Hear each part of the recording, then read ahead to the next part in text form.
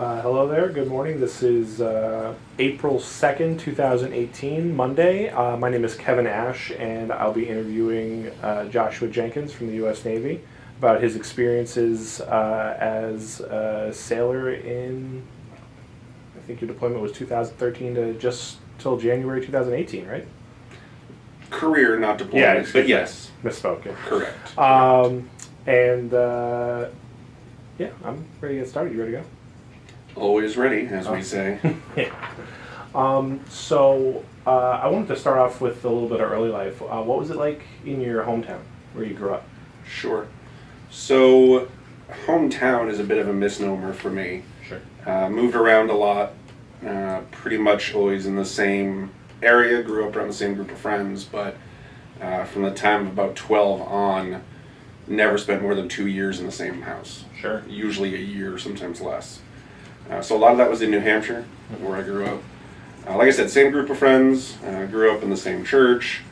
I was homeschooled, so wasn't a lot of moving schools, but which was beneficial in a lot of ways. But small town New England, pretty much everybody knew everybody, if not by name, at least by face. So it was kind of what you grew up with. So yeah, that's interesting. So you were homeschooled all the way through. 4th through 8th grade I was homeschooled, so right in that moving around time. That must have been an interesting experience, though. Like, I mean, homeschooling. I know personally a friend of mine who was homeschooled, and he had a wildly different schooling experience, especially in middle school. But you still managed to make and keep your friends and all that stuff. Yeah, I mean, everybody talks about, homeschooled, you're just huddled in your home and you never make friends and you never see anyone, sure. And it's not at all the case. Yeah. Yes, we're not around a group of friends for 8 to 10 hours a day. Now, did you have an instructor that came to your house, or were your parents in charge of your homeschooling? So the way it worked for my family, I have 2 sisters, Okay. both younger. Were they homeschooled as well? Yes. Oh, wow. They're in that same time period. Sure. And, or the one was, because one's a year and a half younger than me, the other one's 8 years. Okay. So, but the younger one obviously wasn't really schooling while I was for the most part. But the younger one is very different. She has a learning disability, so there was a lot of focus by mostly my mother. My father was working.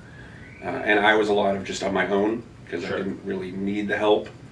So that was kind of the advantage of homeschool is, that was part of the reason I homeschooled, is I was already academically faster than most of Sure. my classmates. I was in public school for elementary school, and I'd be finishing the curriculum before Christmas.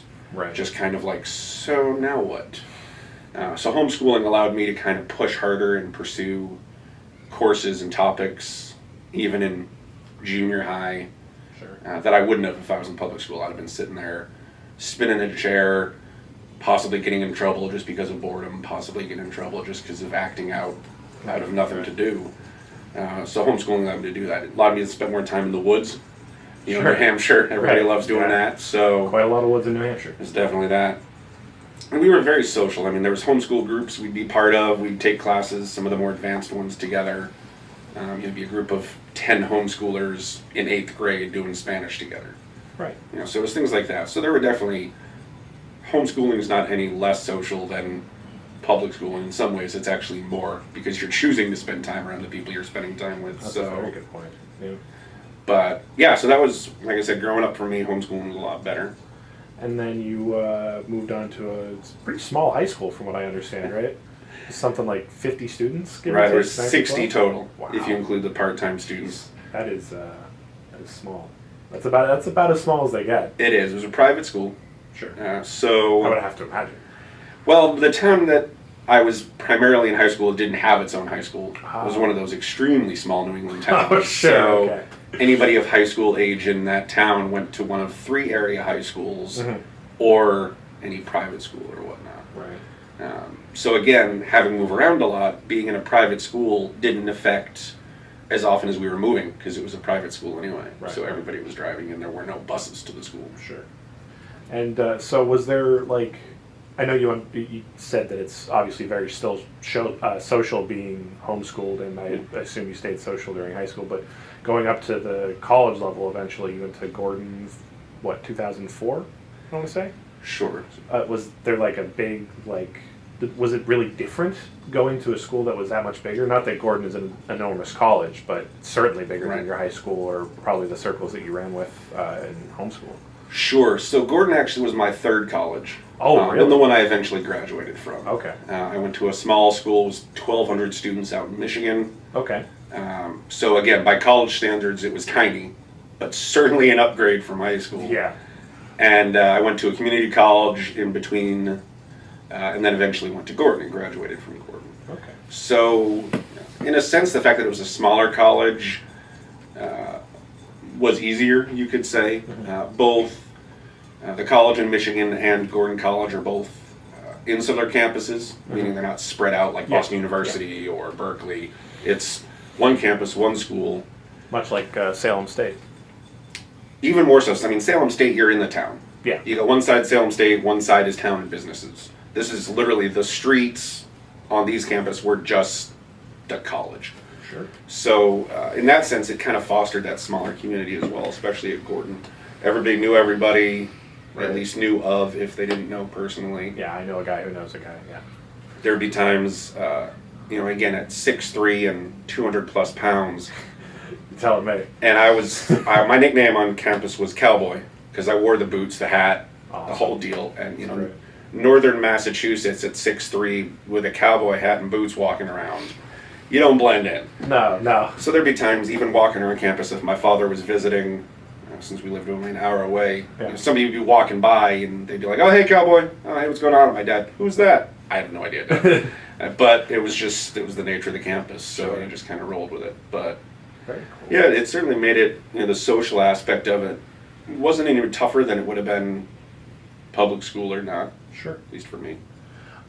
So at what point did you feel like you were going to enlist in the armed forces? When did that happen during college, or was this a much earlier life thing? I know you had family members in the service as well. Right, so like with most of my life, jokes among my friends, there's no easy answer Oh, sure. to anything. But then again, that's humanity at Yeah, large absolutely. too.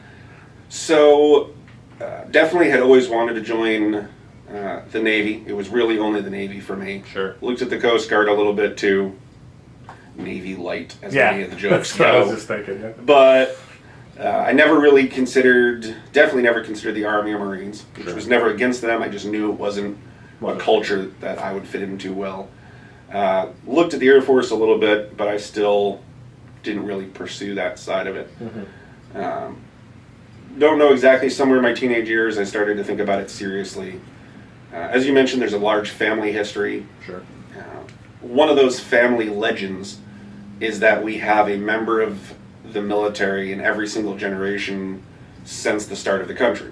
Wow. And we are related to John Quincy Adams. No kidding. So there is some potential truth. Legacies on legacies. There is some potential truth to that family legend, but Sure. nobody's ever sat down and actually Right. taken a census and looked at military records all the way through. So Yeah, absolutely. at some point that's on my bucket list, if you will, is to try to prove that, or I guess disprove that legend, but it's a fun legend.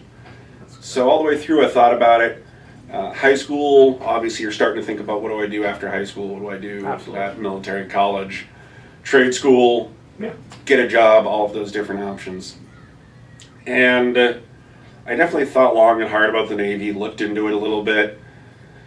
And for a bunch of reasons, both valid and excuses, I never did. Sure. And interestingly, of course, I graduated high school 2001 and June of 2001, which had I left for boot camp right away, Yeah. means I would have left boot camp August 2001 to roll right into Big Navy September 2001. That would have been an interesting time. And as we all know, certain things happened in the U.S. in September of 2001 that certainly would have made it interesting to have joined and trained in peacetime and then immediately get to my command at war, or at least the specter of war, even if we did not know exactly at that point. Exactly.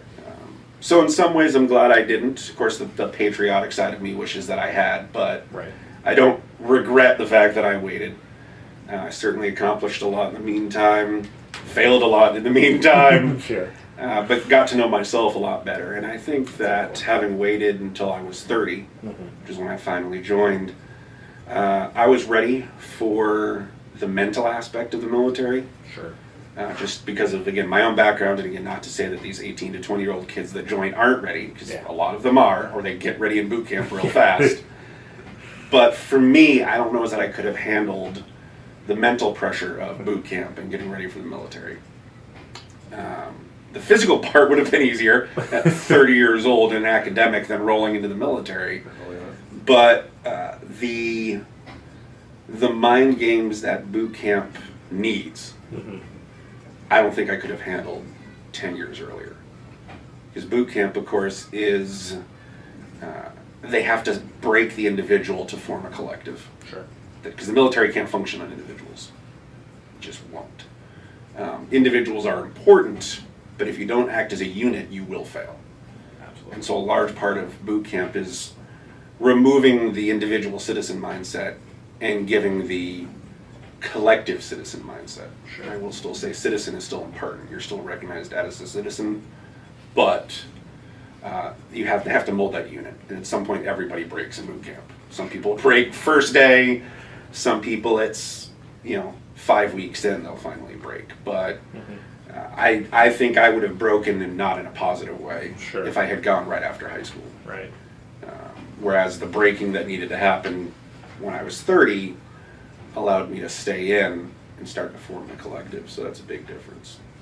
That's good. Boot camp is definitely a trying experience from every account. It is that.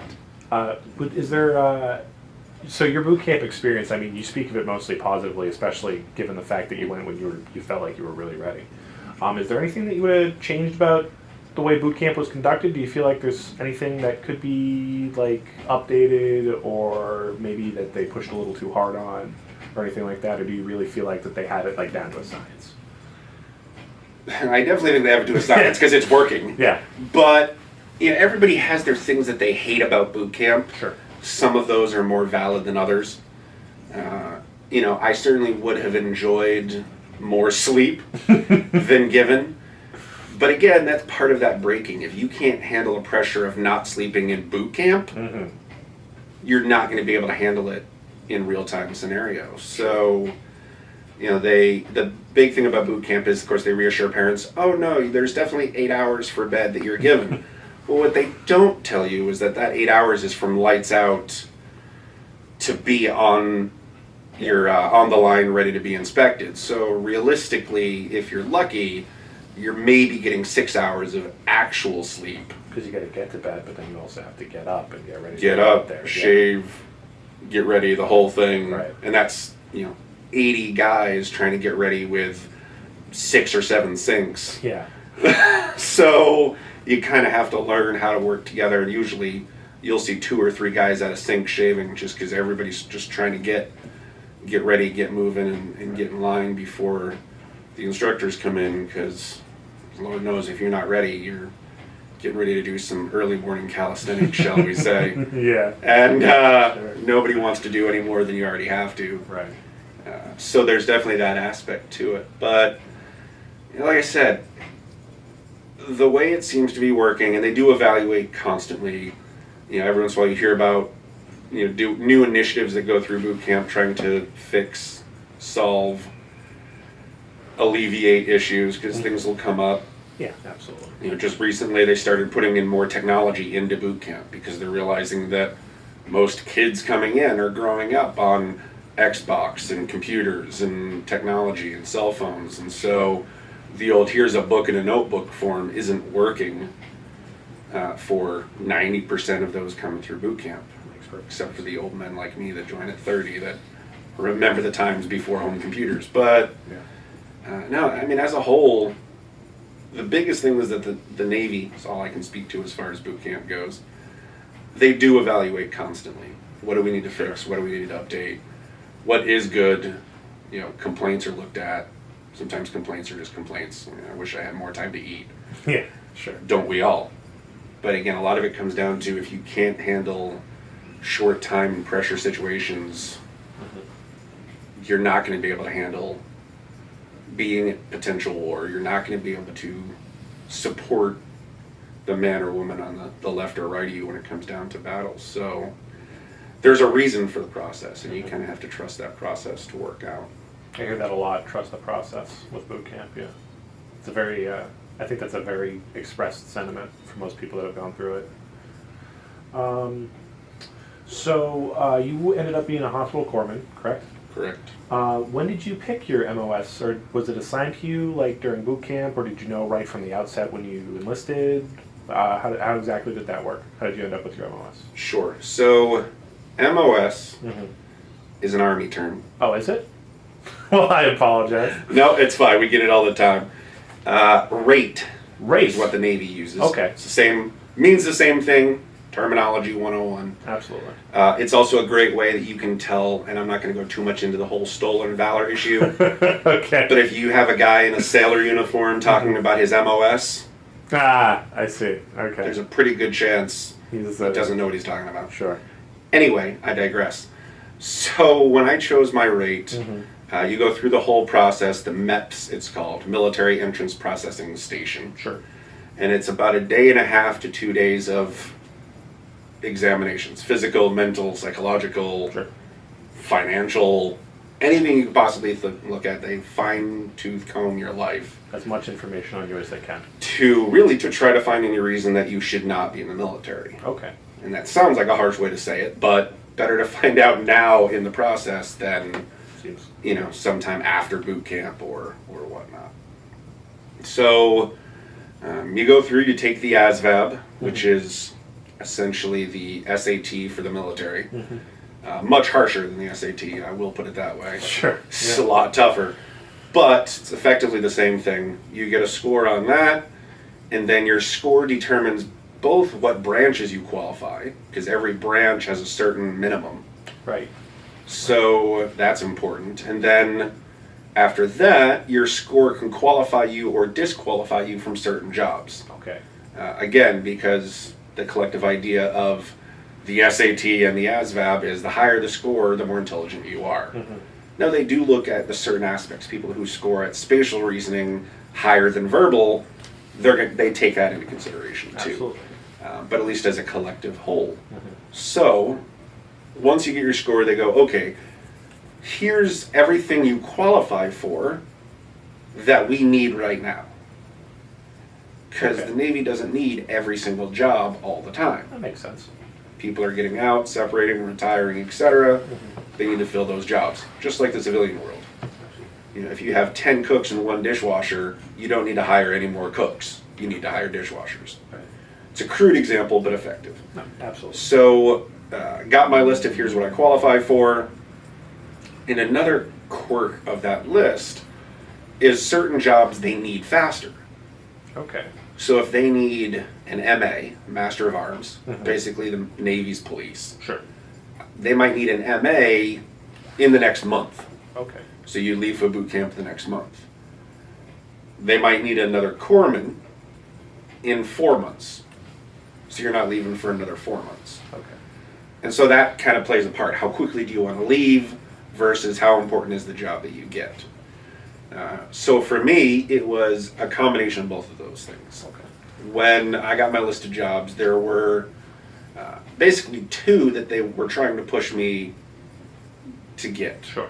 One was an MA, and of course that's why I use that term. And the MA, Master of Arms position, was leaving in 2 weeks. Oh, You can get right out of here. very soon. The downside for me is it was a reservist position. Yeah. And that's fine, and there's nothing wrong with reservists. I am one now. Sure. But reservist means I go to boot camp for 8 weeks, MA school for however long that is. I want to say that's 6 months. I could be wrong. But, within 6 months, I'm back home again with no job, and I'm back in the same situation I am. Sure. A reserve position does nothing for me. Corpsman was a position that was open, but it wasn't leaving for another, I think, 6 months, Okay. which wasn't ideal, but at least it was an active position. Sure. And I had been casually looking at nursing school anyway, so it was something I at least had some interest in doing. Cool. Unfortunately, there is no Navy historian positions, because that's something I would have preferred to do. Sign you right up, right? Exactly. But that is certainly nothing that was going to come straight out of boot camp. Right. So I realized, okay, what's the next on the list? And like I said, going into nursing school, all right, well, I already have an interest in this medical profession, so sure, let's do corpsman. Sounds good. Sign on the line and do the thing. Very cool. Very cool. So what was the specific nature of your rate? I know that corpsman it's kind of a broad term for pretty much every dock, right?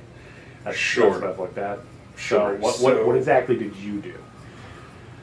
So the nature of a corpsman is, I usually describe to people that have no idea what a corpsman is, because they hear, oh, like a medic? Sure. But even a medic, what does that really mean? Even vaguer, I would think. Yeah. Yes. So a hospital corpsman is one part EMT Okay. and one part licensed practicing nurse. Okay. There's actually the two different trainings we get. Mm-hmm. We actually have the option to become a civilian EMT. Really? We actually do the physical training, the hands-on training as part of our military training. Okay. And if we want, we can sign up with any fire department that offers the written test, and the Navy will pay for the written test, and we're actually civilian certified. That's very cool. The Navy doesn't provide the test, but they will pay for it. Sure. So that isn't something I wanted to do, but just for the sake of Yeah. knowledge, it is something they can do.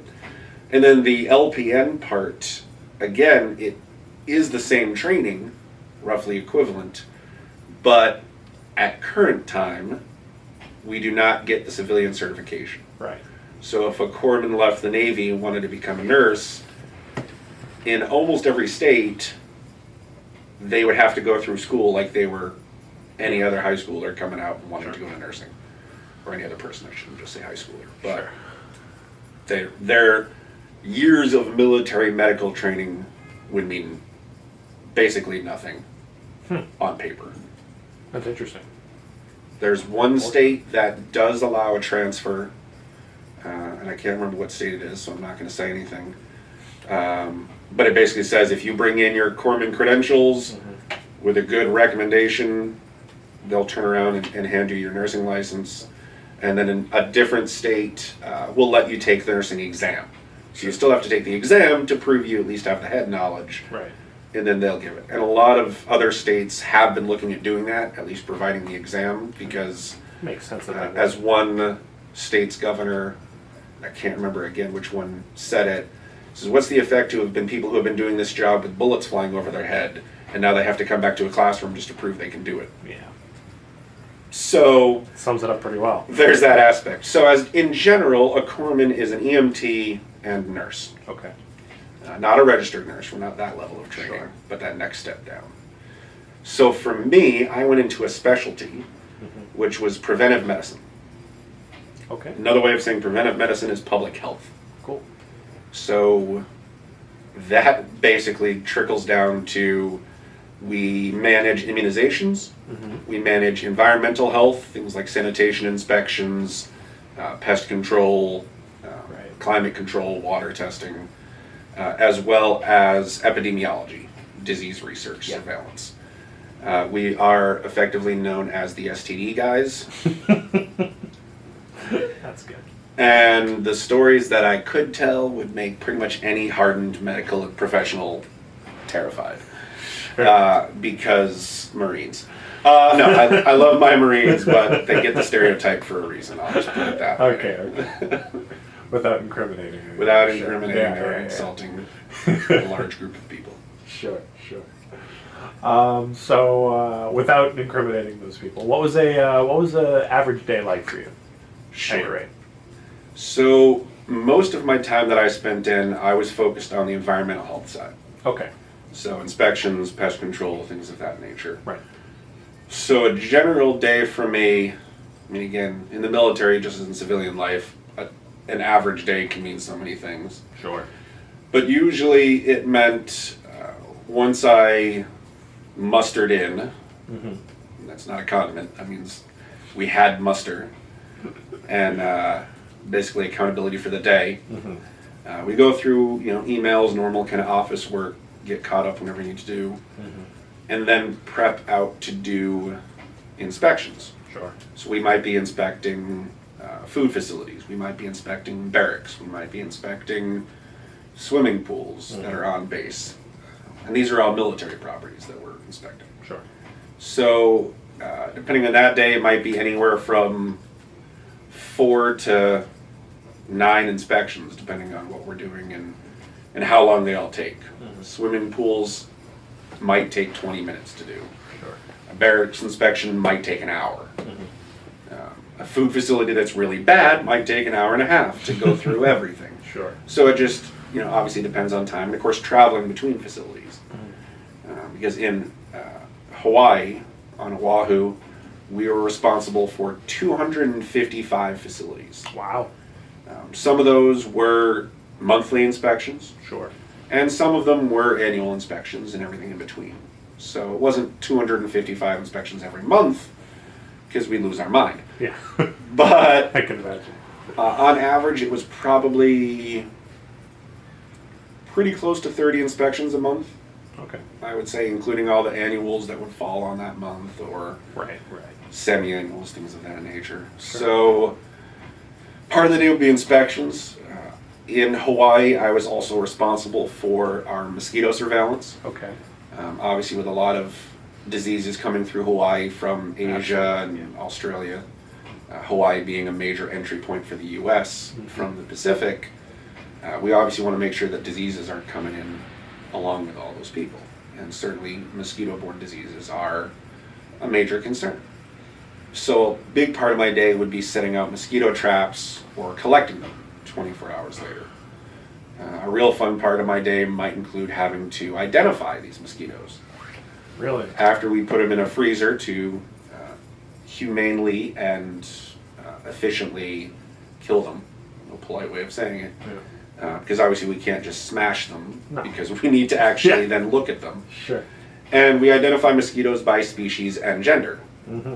And until you've tried to identify the gender of a mosquito, you've not lived a full life. But there's different ways to do that. It's not like trying to lift a mosquito leg and determine. It's just like other animals. It's based on coloration. It's based on patterns. Yeah, sure. And the mosquitoes, like other animal species, are pretty consistent with their patterns, and you can kind of tell from there. But it does mean looking at a microscope at anywhere from hundreds to thousands of mosquitoes over the course of a month, Jeez. trying to determine what species carry what diseases, do we have those species that we're concerned about, that kind of thing. So the job can get extremely tedious very quickly, but it's also fascinating at the same time. Yeah, it sounds pretty fast. Like, I understand how it could get tedious, but it does sound pretty fascinating. Entomology has always been really interesting to me. Exactly. So your form mentioned that you got promoted a couple times pretty quickly, right? Yes. Did your responsibilities change across your promotions, or was it pretty much just a higher rank, but the same basic idea of the job? Sure. So your responsibilities do shift slightly. Mm-hmm. My second promotion was just before I left the military, Okay. or left active duty, I should say. Mm-hmm. So as far as what that would have meant on a day-to-day, it would have been a big shift, but I don't have any personal experience of that shift because, as I said, I separated. I see. Usually when you go to the rank that I am currently, you go from less of a day-to-day work to more of a supervisory role. I see. So you do still do the day-to-day work, but you're also responsible for 2, 3, 4, or more sailors underneath you, making sure they're doing their work, whatever they need, along with our basic paperwork, anything we need for kind of our daily life, along with the military job. So there is that shift and change too. Sure. Okay. Cool. So I had on your form that you were stationed first at Fort Sam Houston for a little while, Correct. and then pretty much for the rest of your employment, not deployment, Employment, There we yes, go. we can go with employment. That works. You were at Pearl Harbor. Well, I do really want to get to Pearl Harbor because I'm sure you have plenty to say about it as a history student. It's a thing. Yeah.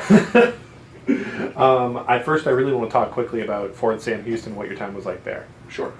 So Fort Sam Houston is now the training command for all of military medicine. Okay. Army, Air Force, Navy. So you were there with soldiers and airmen and Correct. everyone. So as you may have heard, and anybody else who does listen to what I just said, yes, it's Army, Air Force, Navy. Yeah. Kind of another branch in there that's usually commonly said. Yeah, since you mentioned it. Marines don't have a medical unit. Really? Because Navy corpsmen are the Marines' medical unit. Did not know that. So, that is the difference. So, when you hear the term doc is often ascribed to a Navy corpsman, that is usually Marines. Yeah. We'll refer to the Navy corpsman as doc. Interesting. And it is something that, of course, every military has their sense of pride, every unit, every branch, etc. Absolutely. For a Navy corpsman, a Marine calling you doc is a big deal because it's also a sign of respect. Because if a Marine doesn't know any better, or for that matter, if you've lost the respect for whatever reason of your Marines, they'll just call you a corpsman. It's not wrong. It's not disrespectful. Sure. It's just you've lost the familiarity that respect breeds. Whereas if you're called doc, you've gained that Marine's trust. Most Marines will default to doc because they will assume, as long as they've had good docs previously, Sure. that any new corpsman that comes in is just as good as the one they've had. But you can very quickly lose that term doc if you show that you don't care, if you don't know how to do your job. Care and respect obviously is a big deal, especially with Marines and especially with the sometimes sensitive nature of being in the medical side. Making a mistake, never good, but if you maintain that respect of a Marine, they'll often kind of overlook your minor glitches. Sure. So being a doc is a big deal. And being in Texas, San Antonio is where Fort Sam Houston is located. Initially, for a corpsman, the training is 4 months. It's about a month of that EMT side, and then 3 months of the nursing side. Learning how to not just do the emergency portion, but even the caretaking. Because, yes, combat deployments are a major part of the military, but you're not always in combat. Absolutely. And very few units, comparatively speaking, are actually engaged in combat. Right. So a lot of the time it's just making sure, hey, did anybody get sick? Has anybody been injured? Has anybody just needs a routine health and care? Right. So a lot of being a corpsman is just making sure the basics are covered for however many sailors are under you. That could be hundreds of sailors depending on the situation. So it's, again, a lot of work even if it's routine. So Fort Sam, like I said, 4 months of corpsman training, and then my specialty, preventive medicine, is one of the longest specialties in Navy medicine, and that is just about 6 months. Wow. There are 2 other trainings which are longer, and then there's one that's also 6 months. So we're right in there with the longest time. So I spent almost a year just in training alone, and then due to waiting for my actual command, I spent roughly 2 months in Fort Sam Houston just in transition. Sure. And the way that looked for us was there's actually 2 sides to that story. Typically, if you're in transition in a military unit, especially coming out of a training command, you are effectively putting on cleaning detail. Now, not a whole lot to clean every day, all day. Right. So that often involves frequent mustering. It's basically like taking attendance. Everybody shows up every few hours, gets an information, make sure everybody's here that's supposed to be here, and then you go back to cleaning parking lots, cleaning rooms, cleaning buildings, whatever it is. There's a lot of physical training that happens because it's like, well, we now need to wait another hour before we can release you for the day, so we're all going to go on a run, or we're going to go on over to the gym, or whatever it is. So when I left preventive medicine training, I was in hold. You don't know how long you're going to be in hold. Oh, that's great. You could be in hold 3 days. You could be in hold 2 months. You never really know until you get orders. I spent, like I said, I spent almost 2 months in hold. My second day of hold, I went to the lieutenant of my program, preventive medicine, and went, "Sir, is there anything I can do? Can I sit in classes again and at least relearn everything, continue to freshen up, Right. Even if not my skills, at least the knowledge? Because if I have to sit here and push a broom for 8 hours a day for who knows how many more days, I'm gonna go crazy." Bottom line. And he certainly laughed and understood. And as it so happened, the hospital that was attached to the command, which was run by the Army, they also have preventive medicine technicians as well. Different term, but same idea. And they were actually looking for help with their inspections. They were short-staffed, just in between their own rotations for the Army. And they were supposed to have like 12 soldiers in their department, and they had 2. Wow. So they were really running behind. Which that's military life for you. Unfortunately, it tends to be a little bit understaffed most of the time. Sure. But we all make do. We make it work. So the Army had just called the instructor's office, just asking if a couple instructors could come and help, even a day a week, just something to help them kind of get caught up. Absolutely. Conveniently, I roll into his office and say, "Sir, is there anything I can do? I got to do something." And he called over the Army office and said, "We have new preventive medicine techs. They are techs. They've graduated. They're fully techs, but they have very little real-world experience. But if you'd like them, they're here and they can certainly be of help." And the Army thought that was great. They're trained. They know what they're doing. They just haven't done much of it in real term. Get them over here. Having us at least be there and maybe asking a lot of questions was still beneficial to them because it helped spread them out a little bit more too. Absolutely. So instead of spending 2 months pushing a broom 8 hours a day, I was actually out doing inspections. I was doing my job. I was learning the forms, learning the procedures. That's cool. That's fortunate. Which helped when I actually got to Pearl Harbor. Yeah. Yes, I was new out of training, but I actually had just spent the better part of 2 months doing the job. Sure. Which was better than some individuals that had come out of training, straight from training to the job too. Yeah.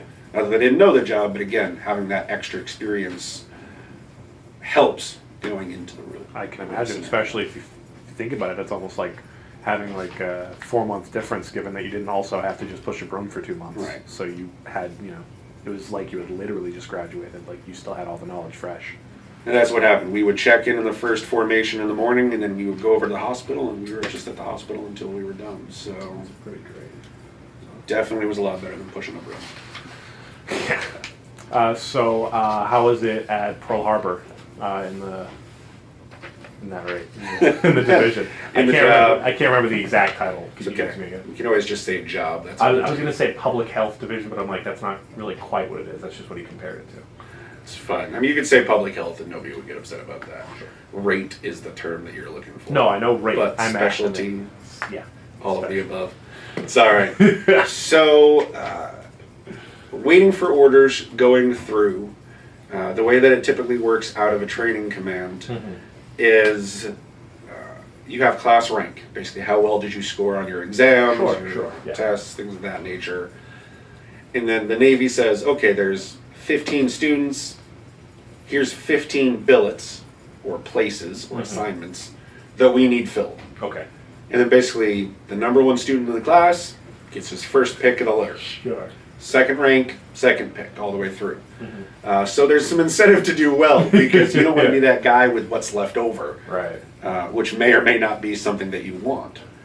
I did pretty well. I was the 4th pick of the group. Pretty good.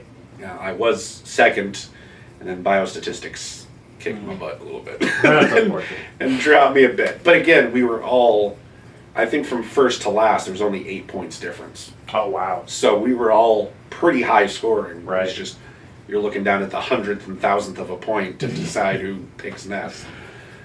Which is good. I mean, that's really the way you want to be able to do it. Yeah. Because it means we're all actually learning the material. Good problem to have, basically. Just saying. So I originally got New Jersey, which seems like really random location to want when you're 4th pick out of a myriad of others. Sure. But with my family now living in Maryland Oh, okay. and having grown up here, and I still consider Boston home, Sure. New Jersey was a nice central location into what we call day leave, which basically, and that's not the official term, that's just the colloquial, because the Navy lets you go a certain distance without having to take formal leave or vacation days. So Boston and Maryland, where my parents were, was within that circle.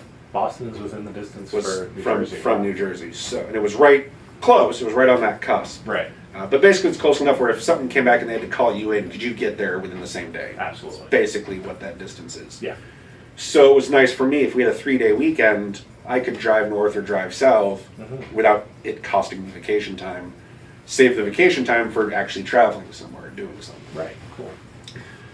Then something that had no issues with me, some coding error, stupidity thing, cost me New Jersey. So I didn't go. I ended up being in hold for 2 months. Ended up going actually through 4 other sets of orders. Wow. So there's a difference between soft order and hard order. Okay. So a soft order is your detailer, your guy in the billet office, the choosing office, saying, this is where we're probably going to send you. Okay. Hard orders is the actual paper in hand saying, yes, you will report in on this day at this time to this command. So it's kind of like, soft order is a verbal agreement. Right. Hard order is the contract. Okay.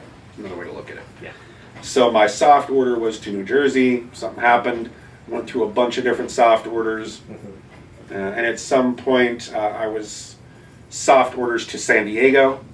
Okay. And I really had no interest in California. I really wanted to go to kind of the Northeast corridor, experience seasons. Yeah. And like snow on April 2nd. Yeah. But nonetheless, San Diego wasn't happening, or was going to happen, I should say. I did call the detailer directly and just be like, is there anything we can do? Because, and I literally said this, I would rather go to combat than California. Wow. Yeah. I was just not interested in that whatsoever. So he was like, well, let me see what we can do. He's like, as of right now, you're going to San Diego, but I'll take another look and see if anything pops up. Get a call from him an hour or so later. Hey, Hawaii popped up. Do you want to go to Hawaii? Sure. No, I don't want to go to Hawaii. It's the same as California. It's just, Worse than California. It's so the far out. same idea. And a bunch of different conversations happened and ended up agreeing to go to Hawaii because I figured I'm probably never going to want to go there in civilian life when I'm done. Fair. So why not have the Navy pay for it, get the experience, and if I hate it, I hate it, and if I don't, well, there we are. But at least that way, if I hate it, I know when I'm leaving. So that was certainly part of it. And so that was the advantage of going. And like I said, I wasn't a fan of going there. I hated it. I didn't leave the barracks for the first 3 months that I was there. I didn't leave the base, I should say. I went to work and stuff. But first 3 months I was there, I didn't go anywhere. Right. I just was so angry about being in Hawaii that I literally just went to work, went to the barracks, went to work, went to the barracks. Yeah. That was it. And then I realized I should probably actually experience Hawaii since I have to be here. Yeah. I'm going to get out and try to see some things. And if I still hate it, at least now I know I hate it. Yeah. But I don't just, I hate Hawaii. Well, all you did was stay in the barracks. Yeah, you didn't experience Hawaii. How can you hate it? Right. So I went for the things that did interest me, history, museums, and some other different cultural aspects to, like, okay, let me try to find the things I like in a place I hate. Sure. And maybe that'll help, which did. But Cool. yeah, for the first few months there, I was miserable, hated it. It was hot. Yes. 75 to 80 every single day. Oof. I know people listening probably think that sounds great, but I think me and you are in agreement. Yeah, I'm not into that. That's it. So you're a history student. You were a history student at Gordon. You're a history student as well now at Salem State. Yeah. Pearl Harbor, as far as U.S. history goes, it's a big one. It's known. It's a known entity. Yeah, exactly. So I kind of want to talk a little bit about your experience with history of Pearl Harbor and how you're folding that into Salem State. Absolutely. How you feel like the experience, historically at least, that you had at Pearl Harbor is really moving the way you are academically now. Sure. So, without putting the cart before the horse, as generally doesn't work out well, when I graduated from Gordon, Sure. which was just 2016, Okay. I left Gordon before I actually graduated. Okay. Just life and finances Yeah, and it happens. all of that kind of thing. And then while I was in the military, finished off my degree. So my degree at Gordon is also history with a concentration in museum studies and public history. Sure. I was actually the first student in the program at Gordon College. It was No non-existent until it came along with Dave Goss, who was a professor at Salem State up until a couple years ago, Sure. and is still the museum studies chair at Gordon. And Gordon and Professor Goss had been discussing the museum studies program. They weren't really sure if it was going to work, if it was something the college wanted to do. And I was actually a helpful part of the conversation, because when Professor Goss put forth, this is what I think the program should be to really be a solid museum studies program, I had already done all but one of the courses on my own. Oh, sure. Just out of pure interest. Yeah, I get you. including the internships. I had literally Oh, done there you everything just because it was something that interested me. And the only course I had to take to actually get the concentration was a nonprofit business course to round out the nonprofit side of museums. Makes sense. So it helped his argument, because he's like, clearly students want to do it. We have one that's effectively already done it. Yeah. And it proved to him that they could do it. So because I didn't graduate, I wasn't the first graduate of the Museum Studies program, but I was officially the first enrolled. Right. So I will take that little little note Yeah. of that. So of course, when I finally did graduate last year, the path was already in place, but there was a conversation when I came home for commencement, and I spoke with Professor Goss, and we were trying to figure out, so what now? Do we do masters? Do we do any kind of program? And I was trying to figure out about the Navy and all the different kind of career questions. And he made the comment that I still use to this day, that I was never happier than when I was elbows deep in history. And having realized I'm in the middle of one of the most iconic World War II sites, that's something of note. Yeah. So, suffice it to say, it was a big deal. So, when I graduated, or when I went through commencement, it was kind of like, okay, I'm going back to Hawaii. I have approximately a year left. Sure. How can I take now my educational background? Can I use that somewhere in Hawaii? Obviously, I have my Navy job. That's a huge portion of my job. You're talking, it ends up being 10 to 12 hours of every day. Sure. You're with your unit doing various assignments. But I do have downtime. I do have weekends. I do have kind of free time Yeah. to use. And again, I'm assigned Pearl Harbor, where I can see the Arizona Memorial every single day I pass by on my way to the office. Right.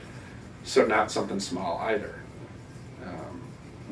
Take a minute, blow my nose here, because I can feel a sneeze coming on.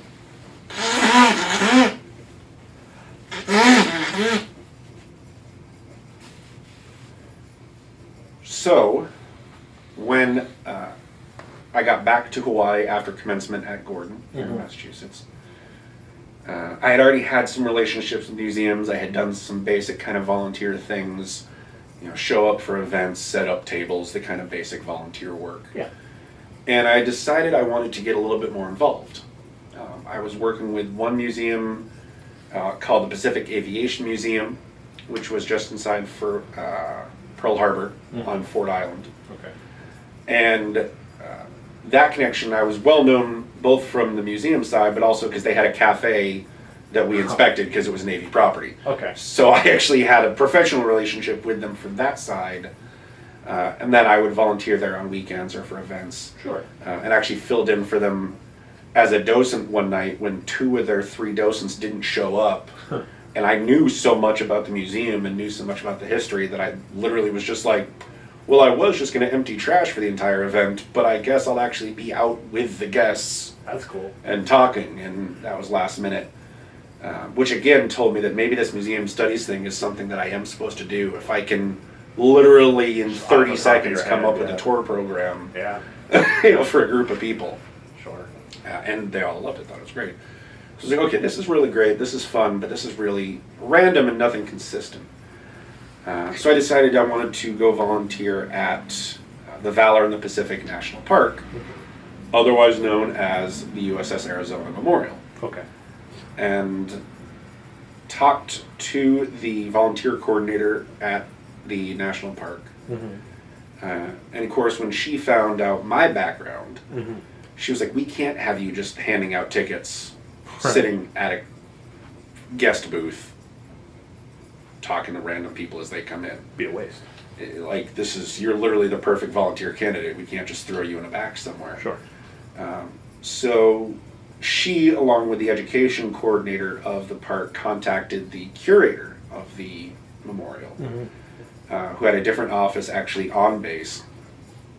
And I actually ended up working with the curator of the Arizona Memorial 3 days a week for about 2 or 3 hours. After I'd finished with the Navy, get released for the day, I would go over to the Arizona and help with cataloging, help with projects, help with whatever they happen to be working on that day or that week or that month. And I worked with them for about 6 to 8 months on everything. They were working on a phone app that you could actually relive the morning of the attack. Wow. In 3D, like you were sitting right there. And I helped kind of fix some of the history mistakes that whoever had designed it had just put in wrong times and wrong planes and wrong ships. Sometimes just a fresh set of eyes, no matter how well a historian knows the history. Absolutely. Sometimes a fresh set of eyes coming and going, that ship wasn't hit yet by that time, and things like that. So save them a lot of potential mistakes. Sure. From there, and just helping with cataloging. I mean, I've had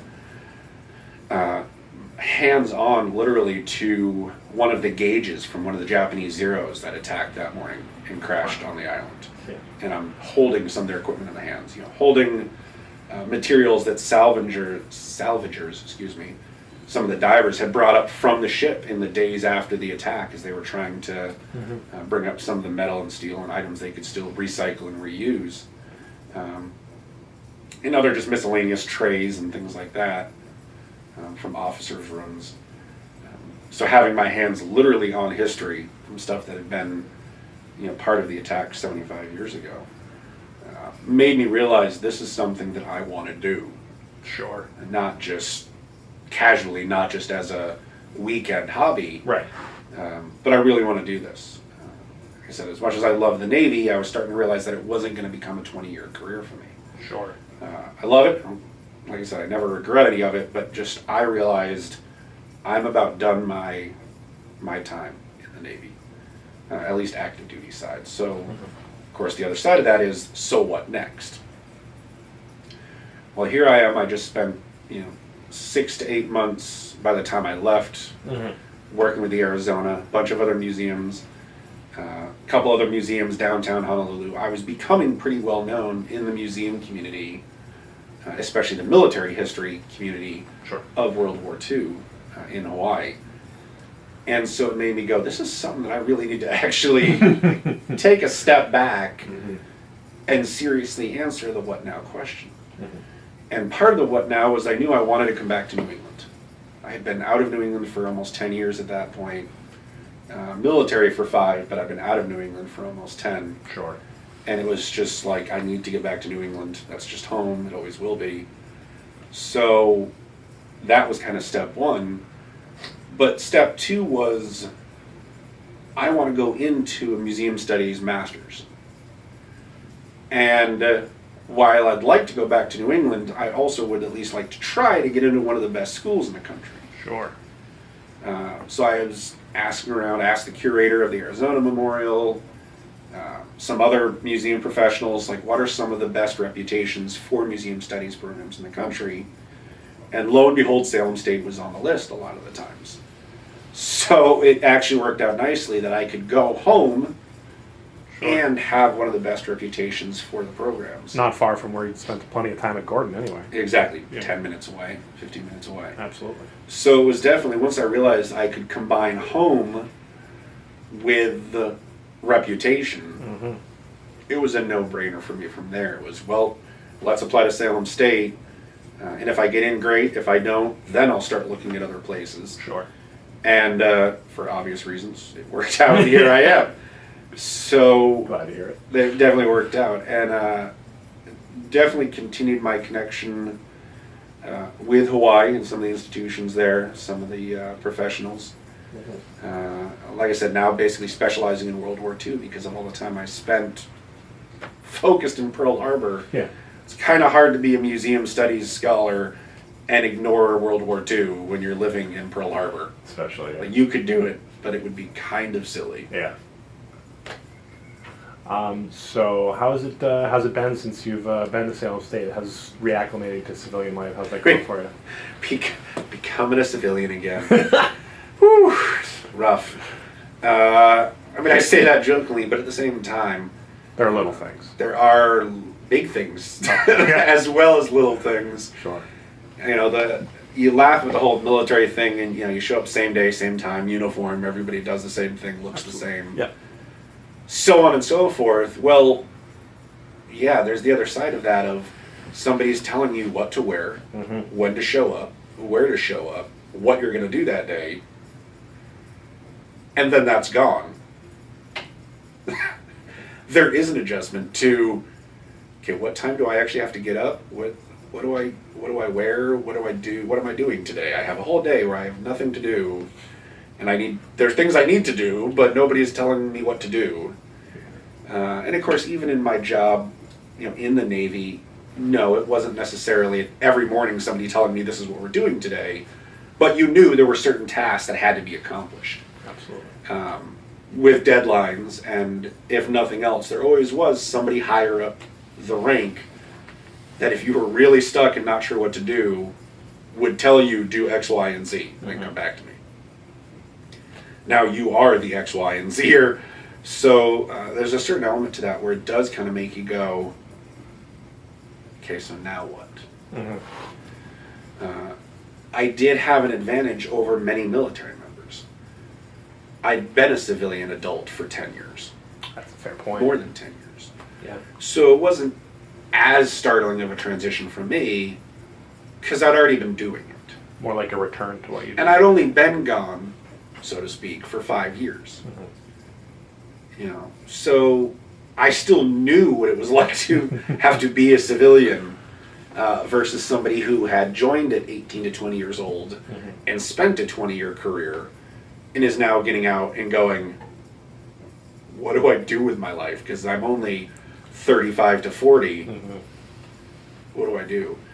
And they talk a lot about that when you're in all your transition classes to get out. They talk about, do you have a plan? What are you going to do? What's the situation? And they were always startled by me because it was like, I know what it's like to be a civilian. Sure. I know the checklist that has to be taken care of. So that helped. But it was still tough because I was leaving from 6,000 miles away to come back to Massachusetts without a job, without a place to live. I was going into school, but I didn't know exactly how that was going to work out because although I obviously knew Salem State, I had never set foot on campus. Sure. Until the first day of classes. So I was a little bit, I don't know what's going to happen here. So there was some trepidation. There was a little bit of even fear. Can I do this? Am I doing the right thing? Is getting out really the right idea? Did I make a mistake? Can I go back? Can I fix this? There is almost a certain point where I think of the movie Shawshank Redemption, and they talk about a couple of times when the prisoners get out. And when you're in so long, you're institutionalized, you don't know how to be free. And even there's some truth that even in the military of, again, when every single thing you do is accounted for and directed and ordered, and then you're out, there is a certain element of, what do I do with myself now? My decisions are mine to make, but that also means they're mine to fail. or succeed, ideally. So there's that element of, please don't let me make the wrong decision. Sure. And having now been out for, coming up on 3-4 months, classes are going well, projects are going great. I was able to find a place to live. Fortunately, the GI Bill and student loans are helping me out financially because I'm still trying to find unemployment. And so there are certain questions still in play, but a lot of those big, terrifying questions have an answer. Sure. They've been answered, whether solidly or sufficiently. They've been answered. But part of that transition to civilian life, there is also an excitement. I can actually do what I want to pursue now. If I want to take a trip, if I want to go somewhere, if I want to do something, I don't have to ask somebody for permission. I don't have to make sure it's okay. So there is that aspect that does make it simpler as well. Sure. So now that you're not, I almost said deployed. Now that you are not enlisted in the same capacity that you were before, you are still a reservist, obviously. Right. But you are not in active duty, which is what I was looking for. Correct. Looking back on the last 15 years, especially as a historian, you're equipped to do this well. Looking back at the last 15 or so years in American foreign policy, Sure. how do you feel about the wars, the conflicts in Afghanistan and Iraq? Do you feel like America has been doing well over there? Do you think the reasons are definitely better for us having been there, or do you think they're worse off? Do you have any strong opinions about any of those conflicts, especially given your time in the military? I know you weren't anywhere, physically near those, but... Sure. One of my only issues, and that sometimes rubs me the wrong way, is when civilians who have never been in the military start telling me how the military is supposed to act and what the country is supposed to do with foreign matters. Yeah. It kind of makes me go, you have no idea what you're talking about. Now, passions are fine. You should have an opinion. You're a citizen of the country. You have every right to say what you think. Hopefully it's informed. Hopefully you've done some research. Hopefully you haven't just heard something on Fox or CNN or MSNBC and decided to repeat it because you liked the way it sounded. Sure. Hopefully you're not just doing that. But there is a certain point where, especially if I hear a civilian say, well, the military just needs to... You have no idea what you're talking about. They might have a valid point. I mean, there's certainly certain aspects that you don't have to have been in the military to understand what the military should or shouldn't be doing. Right. But at the same time, if you're talking about, oh, well, why don't they just... There's probably a long list of reasons why that has or hasn't happened.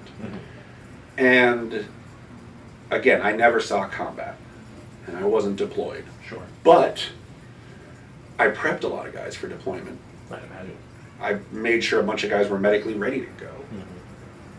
I've lost guys in combat, people I know.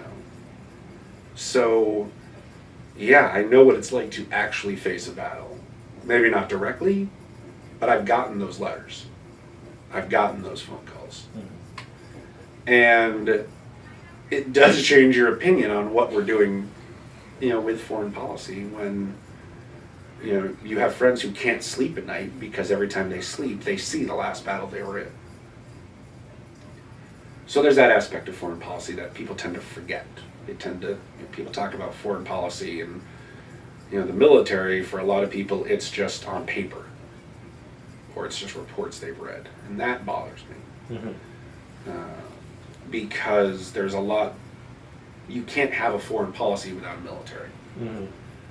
Even if your foreign policy is, we're not going to foreign territories, you still better have a military to back up your domestic side. Right. Washington preferred no standing militia. Right? We have one now. Whether that's right, whether that's wrong, I don't know. Jefferson got rid of the Navy. Technically, legally. Right. It came back a few years later. Decided there was a need for it. So there has been, from the dawn of the country, a conversation about what about the military when it comes to foreign policy. And there should be a conversation. There should be debates. There should be political public discourse about foreign policy. Absolutely. I do think having Secretary Mattis now as Secretary of Defense is a big deal. You hear a lot about the jokes about just how revered Secretary Mattis is. Mm-hmm.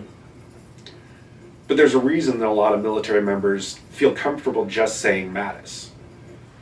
Because as a general, Mm-hmm. he proved he cared about his Marines under him. He cared about the most junior service member, even while he was thinking about running overseas operations in the Middle East. Sure. And a lot of people don't realize that having a cabinet member of the military Sure.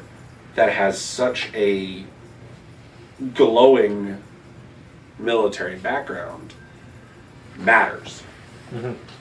And there's a reason why Secretary Mattis didn't wait the required time between retiring to public service. That was waived because he was recognized by all parties as somebody who really was aware of what was going on and how to best handle it.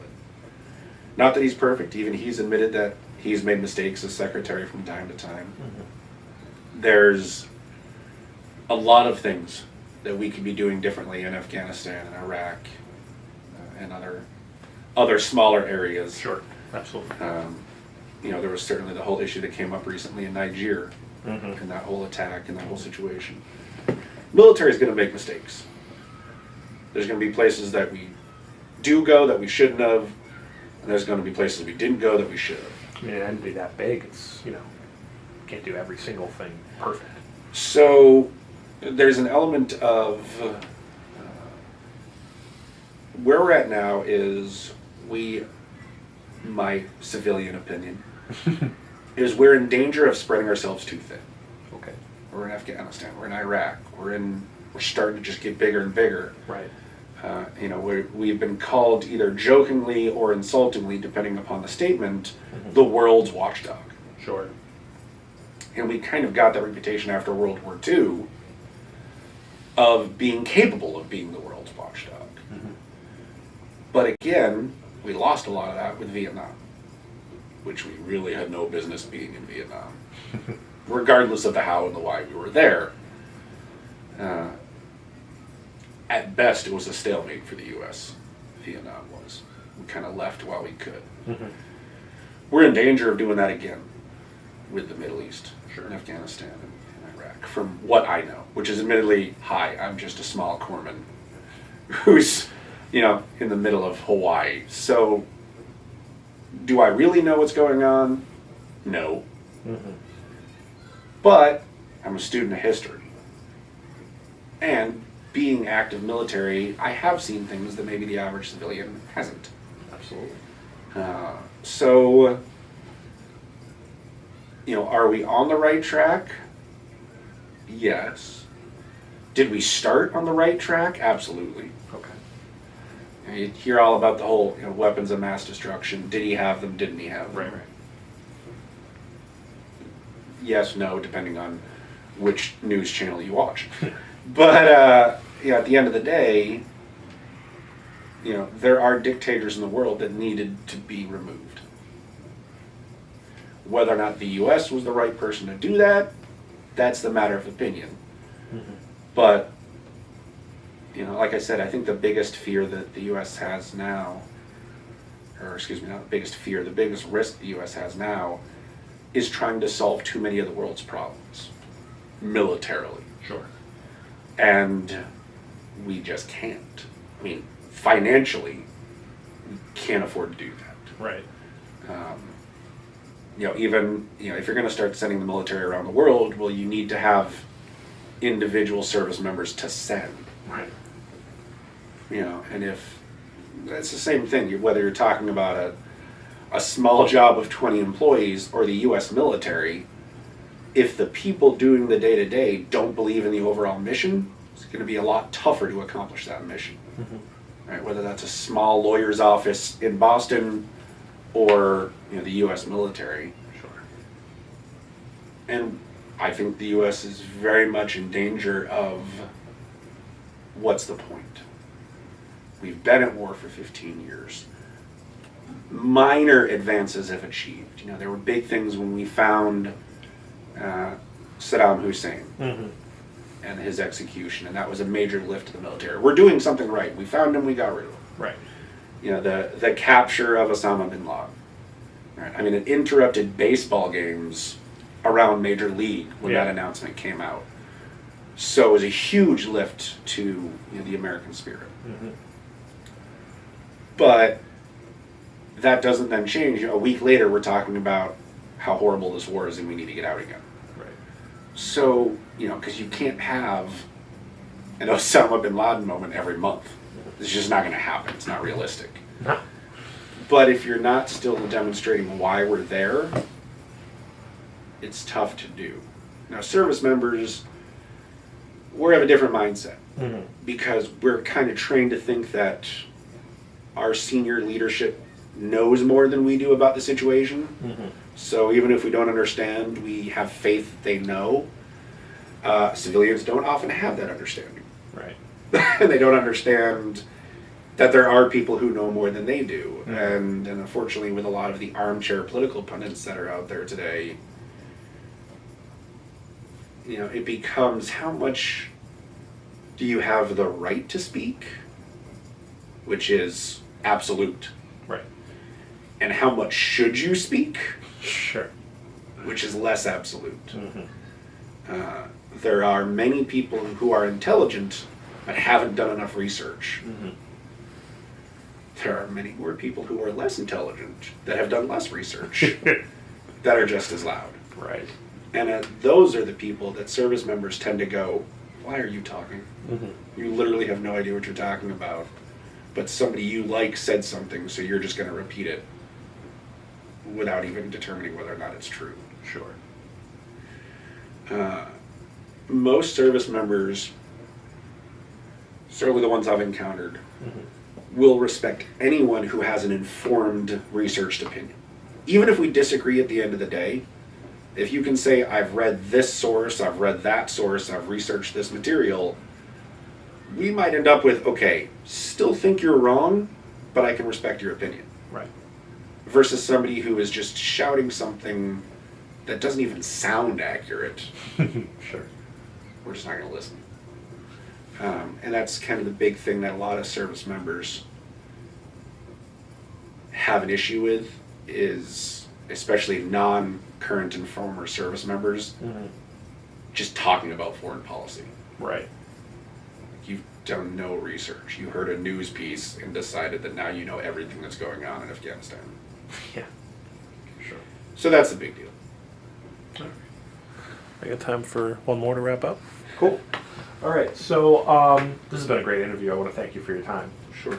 I just want to know, is there any one thing, just from this interview, people are going to be hopefully watching this for a couple of years. We're going to be looking back on this. This is going to be part of the historical archive. We're trying to form a historical record here. Is there any one thing that you would like someone to take away from this interview? Big thing, both with the interview and the project as a whole,